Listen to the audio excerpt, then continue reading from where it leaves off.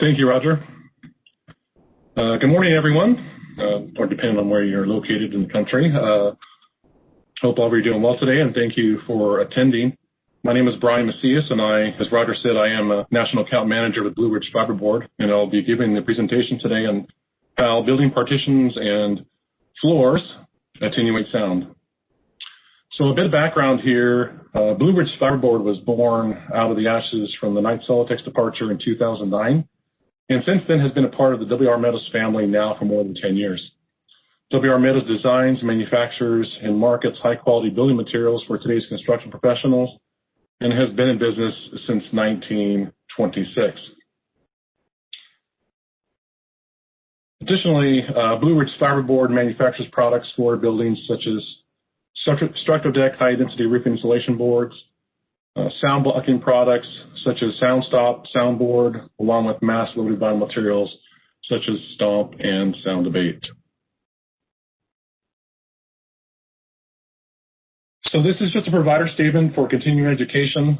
As Roger mentioned, upon completion of this presentation, you will receive your certificate by email. We will use the email you provided at registration. And as Roger mentioned, if you have any questions, please type them in the Q&A box and send them to all panelists. Again, we're going to try to answer these questions in real time. If your question requires more detail than answer, again, we will send you a reply by email after the presentation. And just for other purposes of listening to this presentation, I still will ask you to mute your microphones. So our objectives here, interior noise mitigation basics. We're going to discuss the effect of noise on various building sectors, understand STC testing and how to read the data, explain noise, decibels, and frequency scales, and explore the performance of some common wall assemblies.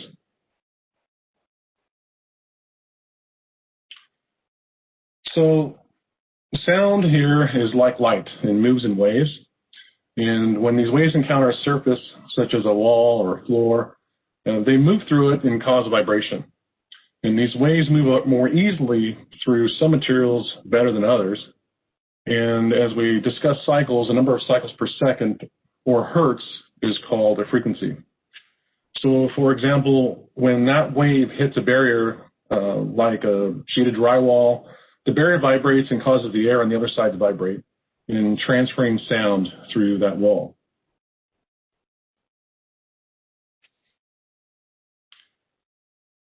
Now, when measuring sound, there's a difference between dB or decibels or dBA or A-weighted decibels.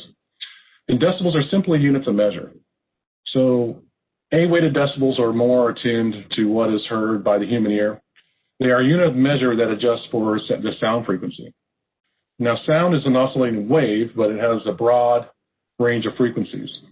A low-frequency sound, about 50 hertz, sounds like a low rumble, and a high-frequency sound, about 12,000 hertz, sounds like something sizzling in a pan. And a person with normal hearing can hear all the way up to about 20,000 hertz. Now, 0 decibels is the quietest sound audible to the healthy human ear. Every increase of about 3 decibels represents a doubling of the sound intensity or acoustical power.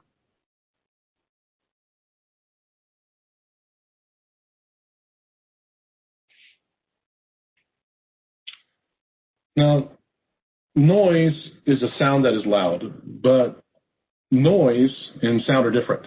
Noise is defined as sound that is loud, unpleasant, unexpected, or undesired, and sound becomes noise when it is disruptive or even painful. Now, we reference ambient sound levels here, but sometimes even ambient sound is noise. Like, how about a loud concert or a subway station, or maybe actual ambient sound like the humming sound in your refrigerator. I'm sorry, the humming sound in your kitchen, such as your refrigerator. And as for noise, think of a food processor, blender, which sometimes is unexpected or unpleasant.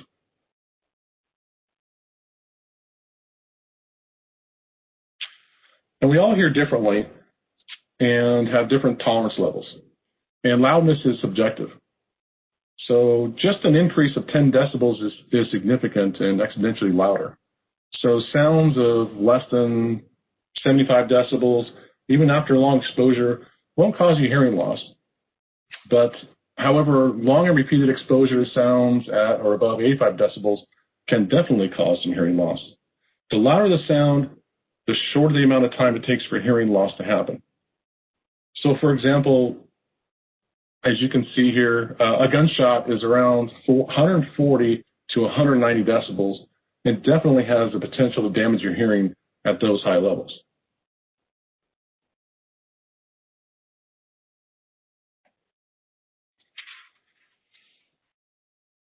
Now this chart illustrates how an increase or decrease in just 5 A-weighted decibels is noticeable to the human ear. Now, interestingly, we think of dogs as having better hearing than humans, but it is the range of frequency that is greater with dogs. They hear in the same way we do, but their ears are more sensitive. And loud noises are just as damaging to their ears as they are to ours. So as you look at this chart here, we go through a few ranges here. 0 to 3 as barely perceivable, and that is a sound energy change of about 50% to 3, and then all the way up to a 10, which makes it twice as loud.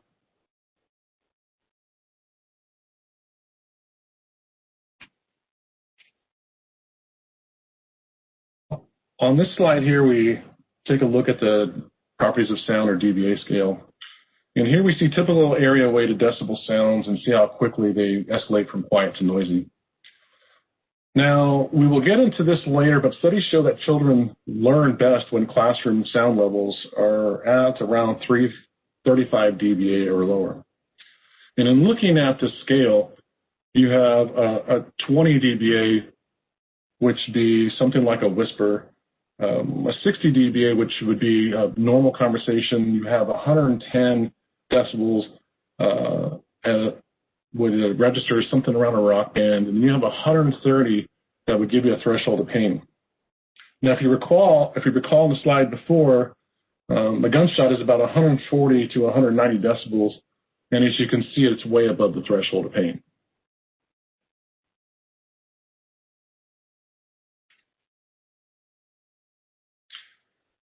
Now we're going to get into sound transmission class, or STC, and it rates a partition's resistance to airborne sound transfer. Now that doesn't tell the whole story, and we need to look at the entire frequency range. So the higher the STC value, the better the wall is in reducing sound transmission.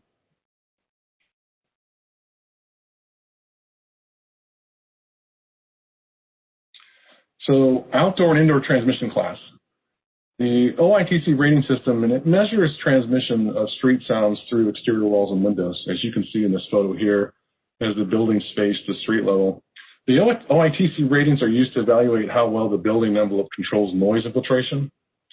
And this is particularly important in your urban settings or for building types that are critical, such as hospitals, schools, your luxury homes, et cetera. And usually the weak link in the building envelope is off in the window. Though in glass curtain walls, the entire envelope can be problematic. And for very high frequency sounds, such as a truck that beeps when it backs up, or some very low frequency ranges, like we've all heard a car playing loud bass music, these sounds are the most difficult to control. So if 105 decibel traffic registers as 80 decibels after traveling through a window or a wall, that gives you about a 25 decibel deficit. And the ability of that barrier to create decibel deficit, it varies according to the frequency of the sound. So very high and low frequencies are really difficult to block.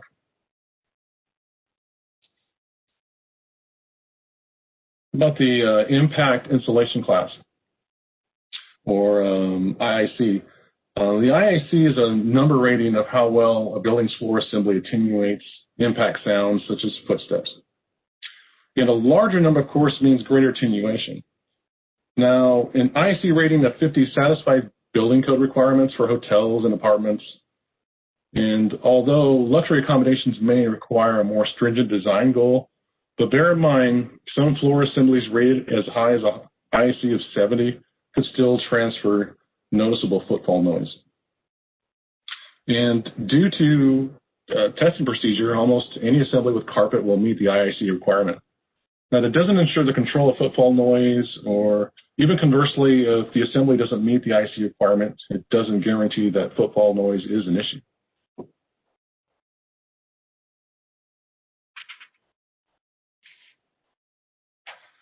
So it's just about impossible to keep sound out of a space entirely, but you can significantly reduce it to the point that it may be inaudible. And doing so requires treating all the boundaries of a space: walls, floors, ceilings, windows, and doors. So it's best to employ a combination of solutions.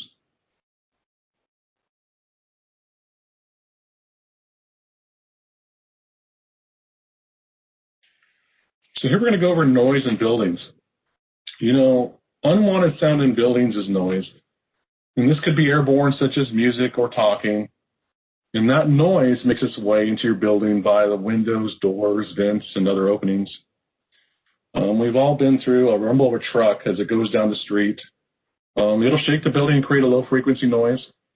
And you have the impact noise as well. The sound of someone walking around upstairs. And we know that's very annoying and very difficult to control. And is more difficult to control than airborne noise.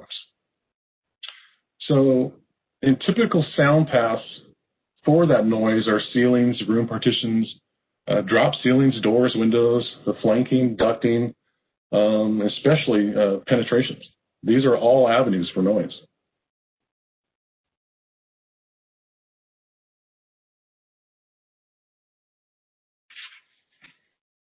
So most noise concerns are alleviated through proper space planning, and the sensitive areas shouldn't be near the noisy areas. So there are many simple steps that can be taken to alleviate noise.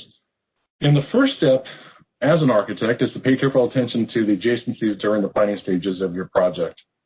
So what you want to do is stack your bathrooms and kitchens, make bedroom space courtyards, put conference rooms away from gathering places, and then your existing buildings, sealing the openings, upgrading your windows, moving your electrical outlets and switches, and also just isolating your HVAC equipment.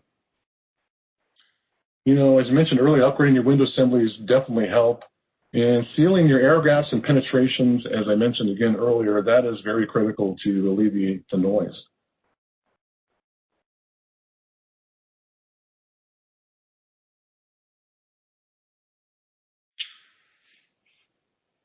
So in our previous slides, we mentioned noise and education. Children are particularly vulnerable to noise infiltration, and there is data that proves that test scores drop as noise levels rise, and that's because children are easily distracted. But more important, they lack the speech recognition abilities of adults, and so it's harder for them to hear and understand. So as a result, sound levels should be controlled in education facilities, particularly those for very young children. And the data I mentioned, there is a 5.5 point decrease in test scores for every 10 decibel increase in ambient noise. And these sound levels exceeding 55 decibels means their reading comprehension falls.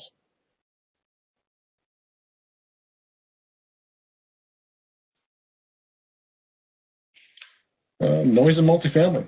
Noise is a big problem in multifamily buildings. In fact, noisy neighbors are the #1 complaint in apartments, townhouses, and condos. And I realize the goal here is to usually bring these kinds of buildings in on time and at budget. And there's generally not a lot of attention to acoustic control. But however, it is becoming more and more of a priority.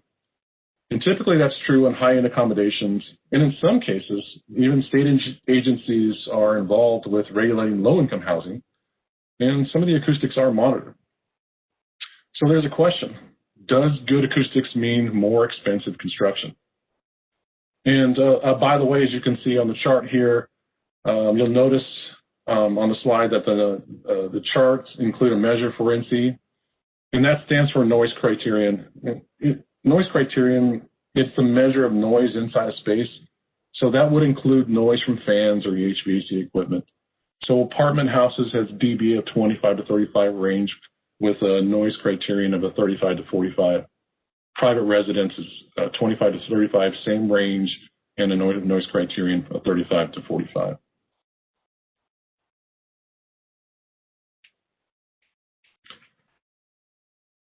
About noise and hospitality.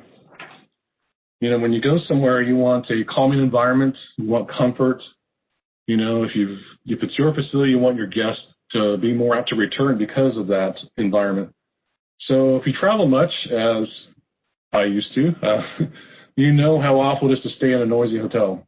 And sometimes that noise seems like it's coming from everywhere. The rooms above, below, next door, out on the street, a parking lot.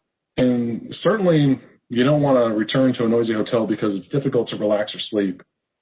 And so the chart shows the recommended levels for various spaces within a hotel.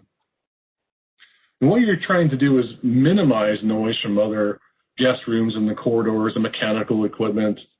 And, you know, believe it or not, when you walk in somewhere, I mean, the noise affects the lobby, definitely your meeting spaces and ballrooms. So as you see, the noise criterion and the decibel levels for rooms, individual rooms or suites, again, your banquet rooms, your support areas, and your halls and lobbies.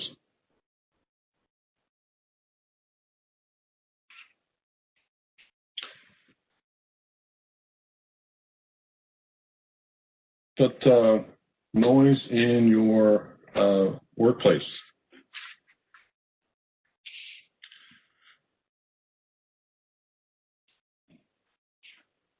You know, a recent study for your workers is to memorize and recall a piece of pro se and possibly undertake some simple arithmetic. So later, you know, that study, you know, 57% workers in an office environment say their concentration is negatively affected by noise.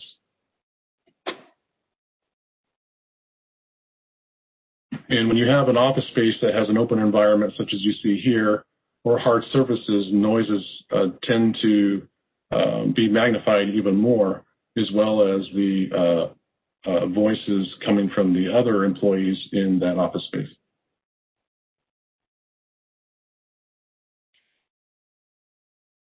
Noise and healing.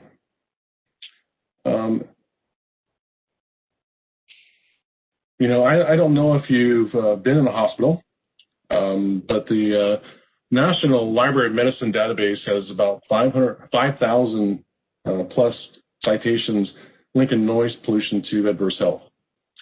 And hospitals are required to include noise in their hospital consumer assessment of healthcare providers and systems. Now, this is a rating system for how well hospitals perform on a number of fronts. So the point is that noise affects healing. And if patients can't rest, the recovery is slowed, and there is evidence that consistent noise elevates your blood pressure and has other adverse health effects. And in the chart here has a quiet night in the U.S. average, as always, usually, and sometimes never. So at 62% always, usually at 29%, and a sometimes never is at 9%.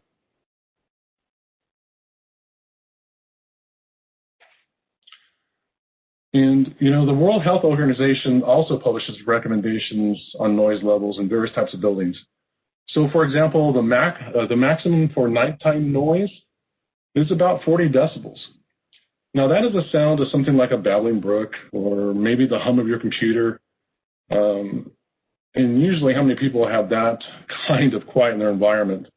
And also from the previous slide, if you notice here on the bottom, again, the health impacts of noise. You have at 65 decibels, you have, you know, increase of heart attack incidents. You have a 70 decibels as a possible permanent hearing loss all the way up to 80 decibels with a higher likelihood of industrial accidents.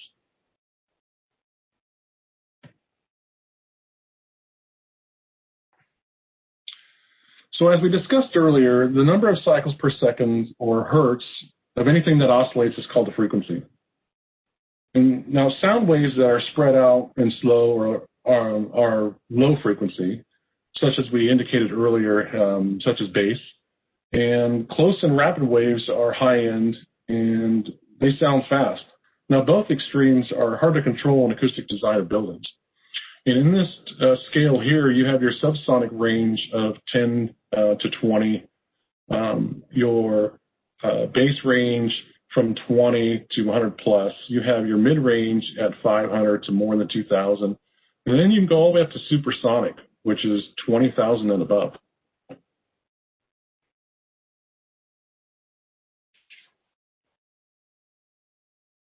So resolving sound issues for your low frequency, your mid, and your high frequency, there are three key approaches to controlling sound in buildings: isolation, mass, and absorption. Now, these are achieved in a combination of ways with building materials and your assemblies. So, for example, a good sound window may be considered an isolation technique. The window isolates the doors from the outdoors. The window also isolates the indoors from the outdoors. And, two factors affect a window's sound controllabilities: the window's design and the window's installation. A window with triple panes of glass, laminated layers, and sophisticated frames with baffles and tight seals add both mass and absorption to the equation. So when you're looking at low frequency, it's best reduced via isolation techniques. Your mid frequency is best reduced by mass, and your high frequency is best reduced by absorption.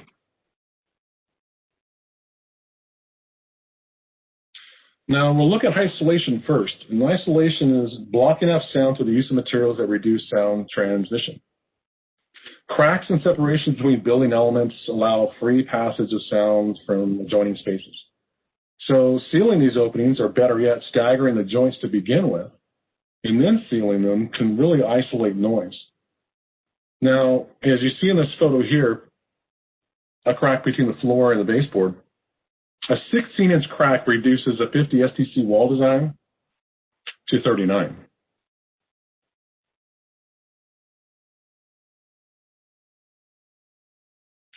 Moving to mass. Mass, that's heavy materials, it resists vibration. And mass may be the most efficient way to stop noise because it involves multiple layers of heavy materials. So if you see this photo here, you see this rock wall. But it may be one of the most effective ways to stop sound infiltration. Many wall assemblies feature layers of drywall or drywall plus fiberboard or layers of resistant vinyl to provide mass. Now, the layer assemblies are more effective and less costly than just drywall, and they may provide the needed mass by using thinner layers. So if you're using or going with mass, it creates a barrier to sound waves. So use as much mass as possible. And when the mass of a barrier is doubled, the STC rating increases by approximately 6 decibels.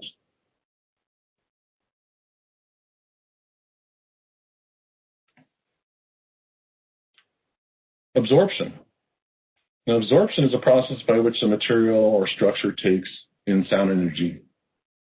So another way to mitigate noise is to install absorptive materials, or in this photo here, what acousticians call is the fuzzy stuff. And absorption applies to things like carpet, acoustical ceiling tiles, and insulation. But the flexibility aspect of these materials also applies to metal studs, which transmits less sound than wood. So the flexibility of metal studs, its stiffness enhances absorption.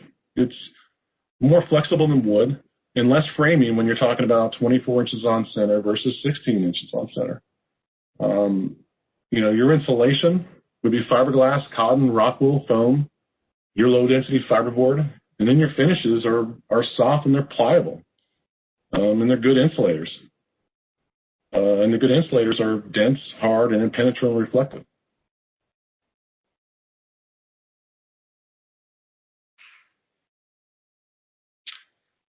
Sound dampening. Shapes can go a long way toward redirecting sounds. A dome ceiling, an arch, a room with an oblong shape, all these redirect sound. Now, when it's paired with an absorbent material such as a dampening acoustic ceiling tile, it makes it really effective. But be careful. When material tests to an STC of 25, but when added to a wall assembly of 32, the end result is not 57, or not necessarily 57. It may only add about 2 to 3 points.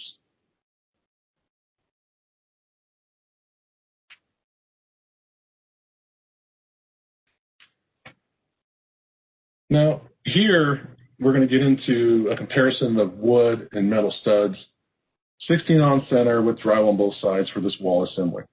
Now, as I mentioned earlier, that steel studs are more flexible than wood and therefore contribute to sound control. So placing your studs at 24 inches on center and staggering them is even more effective. As you can see here, your wood stud STC is about 34. Your metal stud STC is about a 39.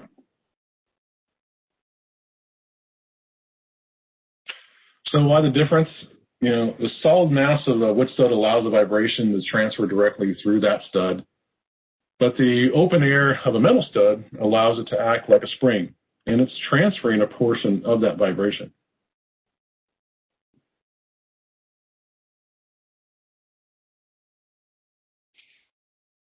So your common wall assemblies here with a wood stud, you have your base assembly with your 5/8 gypsum on one side, your 2x4 wood stud, which are 16 on center, and your 5/8 gypsum on the other side.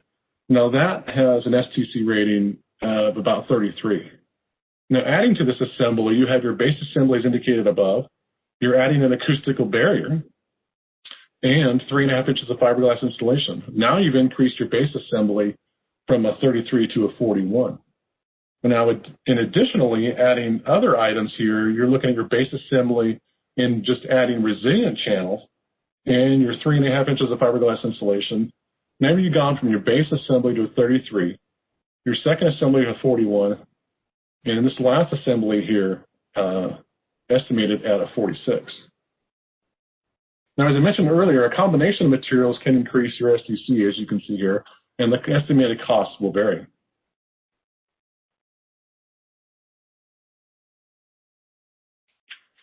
Your steel stud assembly. Your base assembly here with a 5/8 gypsum, 3.5 inch 20 gauge studs at 24 on center and gypsum on the other side will give you a rated STC of about 40. Now, including and using that base assembly above, you're adding your mineral wool insulation. Your STC jumps to a 45. And then using your base assembly here and using your 2-inch mineral wool insulation with an acoustical barrier, now you've gone for your base assembly as a 40 and jumping all the way to a 56.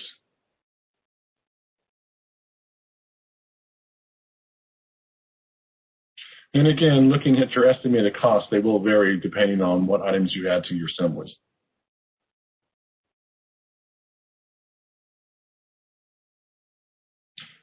You know, airborne sound and impact sound. You know, the hardest to control is footfall from the floor above, or possibly even as well on the stairs. And people tend to pound their feet on steps, as some of us know all too well. That makes a lot of noise. I know it does in my house as the kids run up and down the stairs. So now this type of noise is challenging because it's difficult to isolate, and it is a low pounding noise at a low frequency.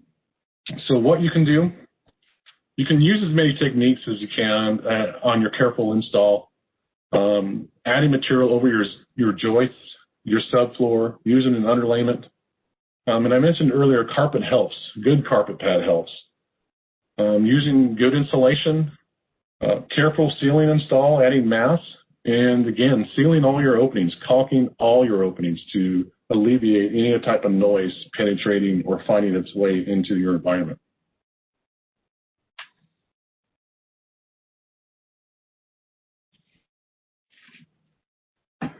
So when you add it all up, combining all the different sound control methods, isolate, absorb, and mask, will make your building quieter.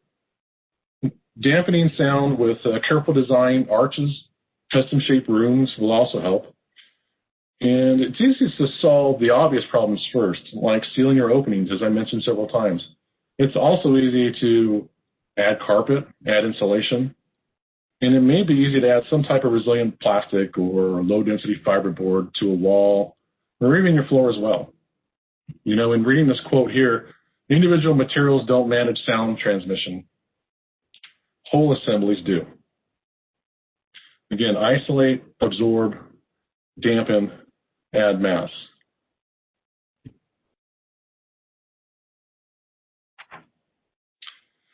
Acoustics, the biggest complaint in LEED certified buildings. You know, acoustics have made their way into LEED for schools and LEED for healthcare. Now, it's too bad they aren't included in other areas as well. You know, we talked earlier about both building types, how noisy schools prevent students from learning, and how noisy healthcare facilities prevent patients from healing. And LEED also gives points for products with environmental product declarations or EPDs or health product declarations. And these are designations that must be earned through a lengthy application process. Now, they declare that products are made without harming the environment or without ingredients that will harm the health of those who use or live with them.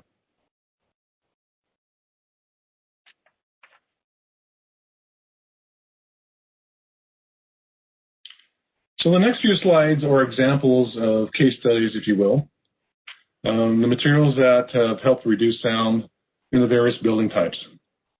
So we have the Harper, Washington, D.C. here, using mass-loaded vinyl, and it's used in all the demising and it's single metal framed. It's used in the hall walls of these luxury apartments, and indicated in the photos here, you can see the mass-loaded vinyl hung on the walls. And with the quote here indicated on the slide, it's quiet despite the fact that this is a noisy neighborhood. You won't regret moving here.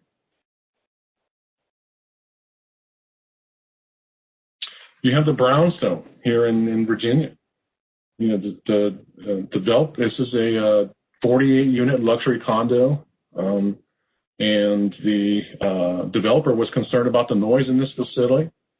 So they used mass-loaded vinyl underlayment, and it was specified beneath the hardwood floors, and they used it in the party walls. They also used mass-loaded vinyl strips, and they were used between the joist and the subfloor. So it's got various uses for a thin, mass-loaded product to alleviate sound in multifamily or unit facilities.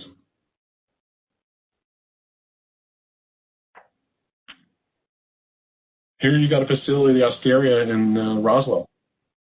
The developer and restaurant owner, they worked together to create an upscale dining environment.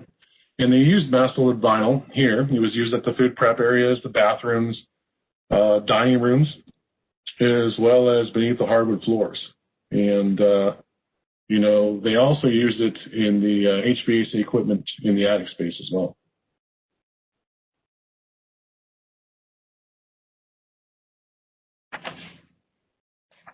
You have a fraternity here in North Carolina State. I don't know if you've ever been in a frat house. It's not the quietest place, but they used the mass-loaded vinyl here. It was the underlayment that was installed in the second floor bedrooms, and it was beneath the gypsum concrete. And they also used the mass-loaded vinyls in the demising walls as well. So you can imagine how that mass definitely affected the sound in a place where it's not really known to be very peaceful.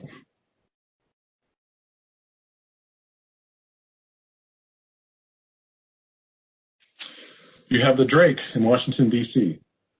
Now, this is another luxury unit building near DuPont Circle. They also use mass-loaded vinyl in all the demising and hall walls. As you can see here in the photos, it hanging on the walls, and it also, again, indicating that it is a product that is well used and accepted here in these types of structures.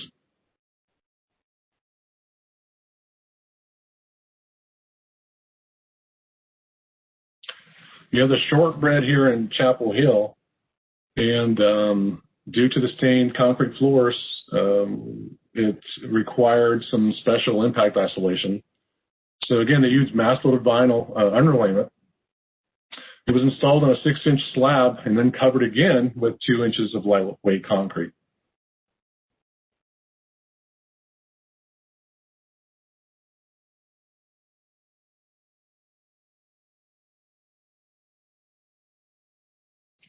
Now, this is interesting that this is a resort in Florida, and this was a retrofit.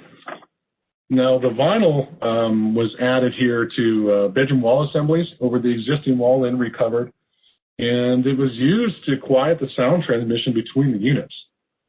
So this is a very interesting retrofit, and you can see down here in the pictures of the bedroom and the installers here, adding the vinyl to the existing wall, and then it was recovered again to retrofit this existing resort to help deaden the noise between the two rooms.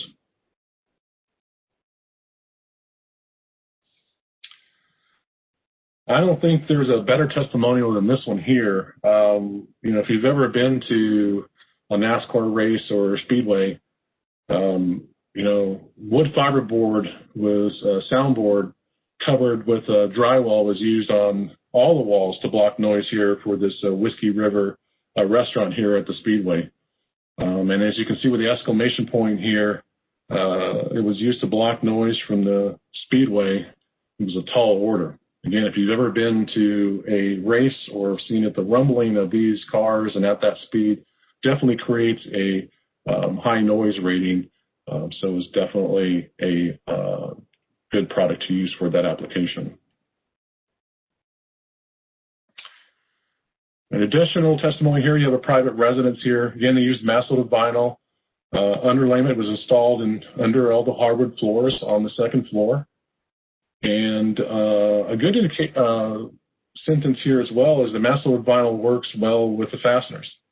And it dampens out the sound that could be transmitted through the fasteners and using them to hold down the flooring as well as tacking the vinyl to the subfloor.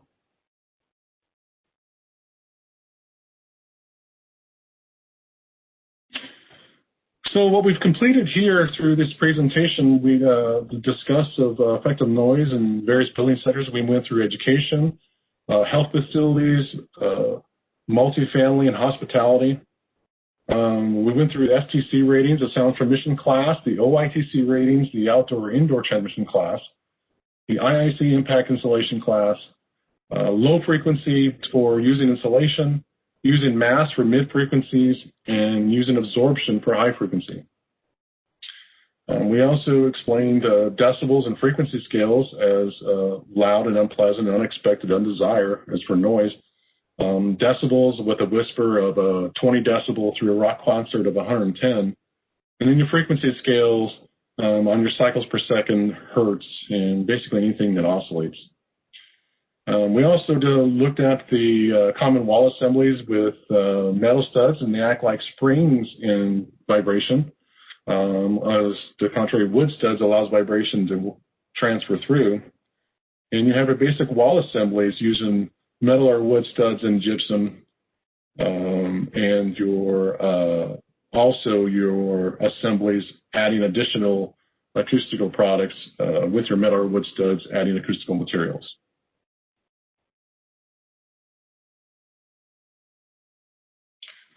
So this concludes the AI portion of this presentation. Thank you for attending today. If you require more information, as indicated in the beginning of this presentation, visit blueridgefiberboard.com or call the 866-850-8834. And you can request your local sales rep, data sheets, samples, and spec guides. Thanks very much, Brian. A very informative presentation, and we've garnered a number of questions. And Tom Burrell of Blue Ridge Fiberboard is also here to help answer questions. So I'm going to go a little bit through the Q&A. Some of the things we've answered, but some I think there are just a number of different questions. So I think it might be good to review some of those. A lot of it centers around the acoustic barriers and mass-loaded vinyl. So, Tom, if you don't mind, maybe you could talk a little bit about what mass-loaded vinyl is, maybe a little bit on the sizes, and then we can maybe address some of these more specific questions. Sure, yes. Can you hear me, Roger? Absolutely, coming in loud and clear. Basically, there are two different types of mass-loaded vinyl in the market today. Our mass-loaded vinyl is ethylene vinyl acetate versus the other type of mass-loaded vinyl is a PVC. PVC has some environmental issues, and the ethylene vinyl acetate, which we go to market with, is considered environmentally friendly. Typically, these mass-loaded vinyls are 1/8 of an inch thick, and I'm seeing some questions relative to floor ceiling assemblies. This mass-loaded vinyl typically is placed in the flooring system and not necessarily in the ceiling, since it's very heavy, and it would be certainly difficult to hang it or fasten it to a ceiling. So its effectiveness in a flooring assembly would be relative to impact sound. I'm seeing another question here right along with that relative to RC channel. RC channel would be hung on the joists, and soundproofing materials, including gypsum, would be attached to the RC channel. We do go to market with a sound deadening board, which is typically used in wall construction as well as in ceiling construction, and then covered by gypsum drywall. Excellent. Got a couple of references to actual weight of mass-loaded vinyl. I think you referred that it's heavy. One of them was how heavy is heavy, but do you have an idea of what the material weighs per square foot? Anywhere from 0.75 to 1 pound per square foot. Okay. Yeah. Very good. Very good. Another question that I saw is, and this is a little bit different, changing directions a little bit. Let me see if I can find it again. You mentioned that there's a software available. The question was added STC value with another layer of gypsum. Can you talk a little bit about the software and how that we might be able to help architects and designers with that? Yes, Blue Ridge offers a courtesy service with our, it's called INSUL, I-N-S-U-L software, and it allows us to model floor ceiling assemblies as well as wall assemblies, and we can generate a schematic of that assembly and a charting of the transmission loss line along with the STC or IIC for that particular assembly. And how would a designer or specifier, would it best be just to reach out to the info@blueridgefiberboard.com?